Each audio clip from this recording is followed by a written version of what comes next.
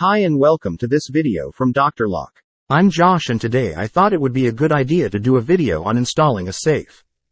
In this video I will provide other information which is more important about installing a safe, than installing metal plates that you will see me bolting them into the floor. I will do a part 2 video on this, because I waffle on a little bit too much in this video. YouTube analytics for this channel tell me that 97.3% of viewers are male from 25 years old to 64 years old that watch these videos.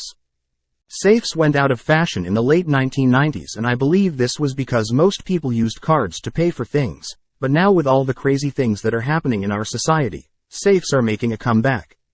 Not to store cash, but to now protect other important items like computer hard drives or other things that people value. I think everyone should have a safe installed in their homes, fire or a break and enter, whatever.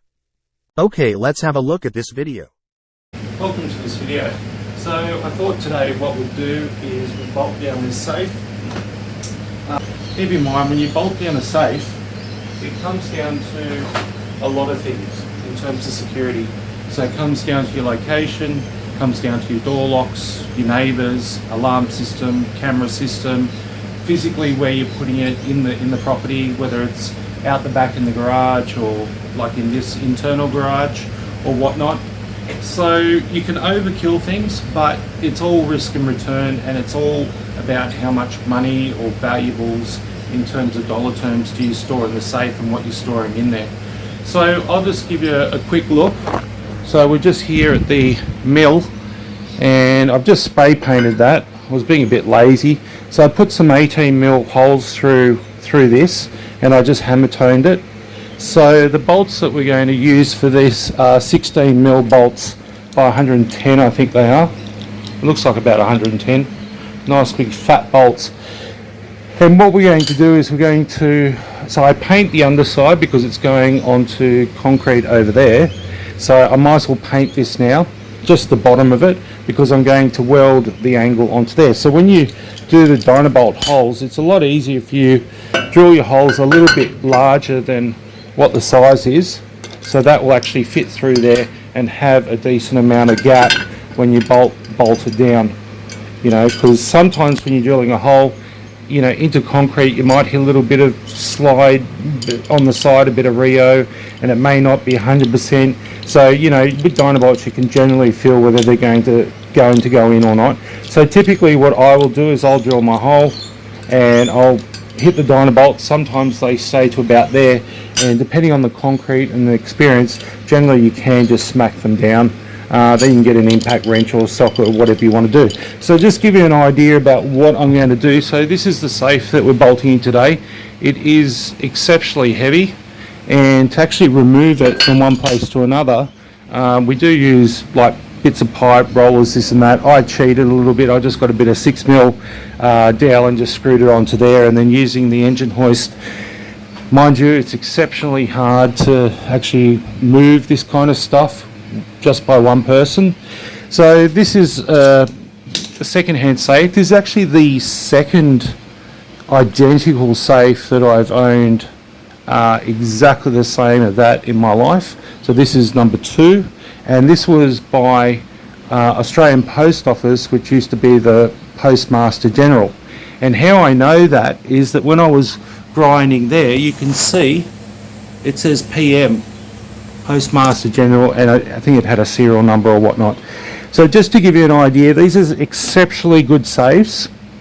So when I look at a safe, what I'm looking for is how many bolts we've got, do we have a relocker, is it fire rated, how thick the door is, does it swing properly. Now I know that hinge over there is a little bit clapped out and worn out. I have actually pulled the pin off, and what I ended up doing to here, because the door was not even shutting, what I ended up doing, see, I've ground that away there and it's more. So what I ended up doing is pulling the pin out, putting welds on top of there, and then shaping it to the side and then putting it back in. But you can see quite clearly that it is kind of warm. One day I will have to take the grinder, chop, machine up a block, weld that back into place and do that. But you know what, it will probably last until I die. Exactly like that. So you've got to put everything into proportion when you do stuff. Now it only had a key lock when I got it, So I installed a combination lock, and this is one of the not no frills version of the SMG 3-wheel lock. I could have got a 4-wheel, but honestly, who cares? The next thing is I'm going to, when I do, I've got to cut this off, and I will end up cutting off the square half-inch shaft. But you know, the funny thing is that I actually like it like that because it, you know, it's a bit ingenious, and it kind of reminds me of my dad, you know, nicking his tools, this kind of thing. So I don't know, I might even just leave that there as a sentimental thing. So here we go, let's have a look at these bolts. So I always look at the machine quality. Now most of the stuff is done fairly well, especially with the older safes. You know, if you want to buy something within reason, so you don't want to go for an 1800 safe, but there are some mechanical advantages to having a 1800 safe or early 1900 safe. They are built fairly well. I'm not sure when this was built. I could take a guesstimate, and honestly don't quote me on it, but I think it might be 60s, I think. You know, that's my personal guess of it. I've had the pan off. This is called the pan. I've had that off. I've had a look, I've taken it apart, this and that. I'm not overly too concerned. Like some safes will actually have a couple more bolts coming out there, and they'll have a cam system and into the floor, this and that. You can always have a look. If you see nothing along here, you know there's not. And if you have a look here, there's something along there. We have a little box in there. And like my painting job, that was, I've just got, I think whatever spray paint that I had at the time when I bought this, but it really doesn't matter. The main thing with safes is, do you have moisture? You know, because moisture is a problem. If you have a bit of surface rust like what was on the bottom of this, it's perfectly fine. You know, it will probably sit there for 30 years just exactly like that. Who knows, depends on your environment. So what I've decided to do is bolting this down. I can put bolts through here, but what I decided to do is actually put on these plates, and these plates here are going to literally, I've just ground off a bit there, as you can see. Now I was going to put the 150mm plates on, and then I found some angle. I knew I had some angle somewhere, and I managed to find it, so I've done a 300mm. So I might just grab the 9-inch and just give it a bit of a buff. There is fairly heavy paint on this. It doesn't really matter. So what we'll do is we'll end up just sitting exactly like that, and we'll run, because it's a plate, we're going to have to just run a weld along there, a weld inside there, chip it, clean it up with the wire brush. Now these are awesome little wire brushes on an impact driver, so that's what I use. You can go backwards, forwards. So we'll put one plate down there, and we've got the other one, and that might be, yeah, that feels really nice, you know. So let's just get this out of the mill. One hand. So this one I kind of scruffed up and I cleaned up a little bit better. I will do the same with the other one, but it really doesn't really matter all that much. So we've got my welder that I bought, I think it would be almost 20 years ago now, from Bunnings. My MIG welder was lent, well, I stored it at a plumber's place, a mate's plumber's place, and he lent it to somebody else, and guess what? It never comes back the way it should. Alright, so what we're going to do is we're going to do that. Now, as I said to you before, when you're considering bolting in a safe, you have to consider all factors. So all factors, and really what it comes down to a lot of the time is how much effort will it take to get this safe out there without anybody seeing it. So if you have a look in my environment, I'm fortunate enough that it's a really good environment, and this is how it normally looks. Everything's maintained, the grass is maintained, all these people are very good, and they're all older people. I'm probably the rat bag where I'm machining and grinding shit all the time, but I try and be respectful. You know, I think about 11 o'clock at night is about when I knock off, so that's fine. You know, I don't go to 12, I'm just joking. Anyhow, so that's what we're going to do today. So basically all I'm going to do now is just clean those up, whack a couple of welds on there, and I might even not weld the plate completely in there, and then I've got my my rotary hammer drill, and I've got, you know, I've got I think about 3 or 4 bloody hammer drills. There's another one. This is also another good one as well. AEG. That's Panasonic. I love my Panasonic stuff.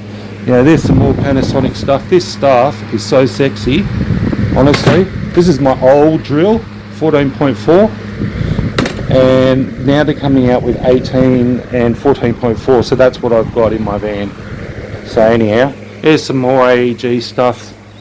So basically, we're going to go and get, what will we say this is, 16 mil? 16 mil. So I'll probably drill, probably start off with something like a 10 and I'll go straight to a 16. And when you do Dynabolts, and especially this is a slab here, drill straight through the slab. Don't stop and measure it and go, rightio, it's 100 mil, I'm going to go exactly 100 mil, because that's not how this stuff works, right?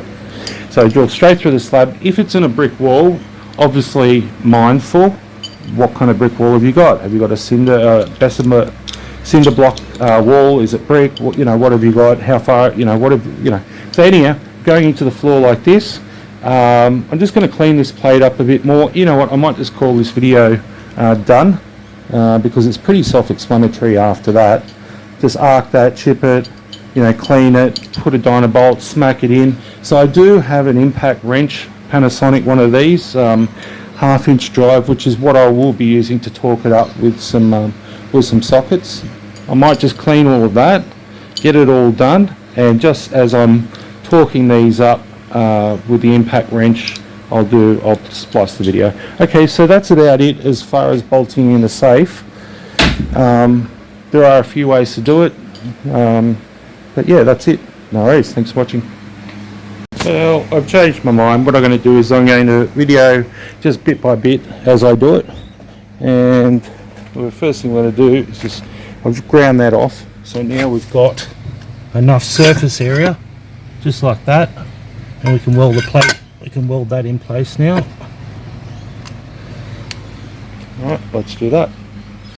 Okay, so we just drilled these two holes and we've got our 16 mil in there. Okay, now we have the other side bolted and welded. So all I'm going to do now is put a weld over the actual thread or bolt. So you can see I've done it on this side here. Okay, so just thought I'd show, just welded up a bit more and just painted it. Do the same for this side. From Dr. Lock Brisbane on his mobile phone number 0413120444. Or Nathan from Dr. Lock Sydney on his mobile number 0422707100. We look forward to provide you with all your locksmith needs. Have a great day from the Dr. Lock team.